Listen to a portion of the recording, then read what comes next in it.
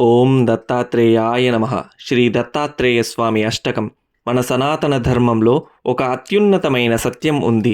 పరమాత్మను చూడాలంటే, చేరుకోవాలంటే మనకు నేరుగా మార్గం చూపించేవారు ఒకే ఒక్కరు.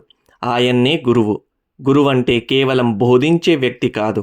ఆయన భగవంతుని స్వరూపంగా మన కళ్ళ ముందు నిలబడే మూర్తి. చీకటిని చీల్చే జ్ఞానకాంతి. జీవుడికి దేవుడికి మధ్య ఒక దివ్యమైన వారధి.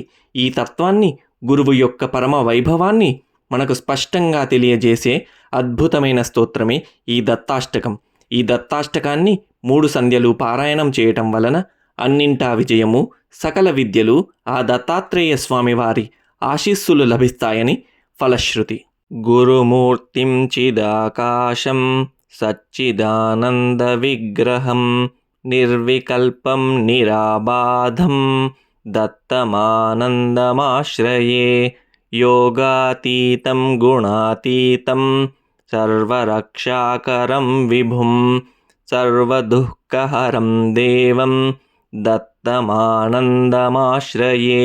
అవధూతం సదా ధ్యానం ఔదుంబరసుశోభితం అనఘాప్రియ విభుం దేవం దత్తమానందమాశ్రయే.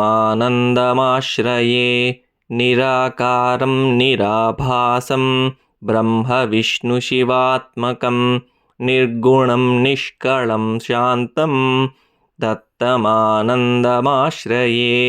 అనసూయాసుతం దేవం అత్రివంశకులోద్భవం దిగంబరం మహాతేజం దత్తమానందమాశ్రయే. సహ్యాద్రివాసినం దత్తం ఆత్మజ్ఞానప్రదాయకం అఖండమండలాకారం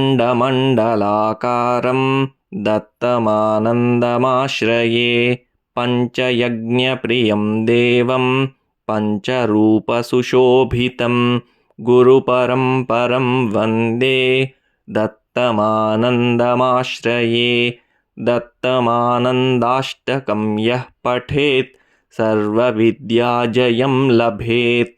దత్తానుగ్రహఫలం ప్రాప్తం దత్తమానందమాశ్రయే. ఏకకాలం ద్వికాలం వా త్రికాలం యః పఠేన్నరః సర్వసిద్ధిమవాప్నోతి. శ్రీదత్తః శరణం మమ. ఇతి శ్రీ దత్తాత్రేయాష్టకం సంపూర్ణం.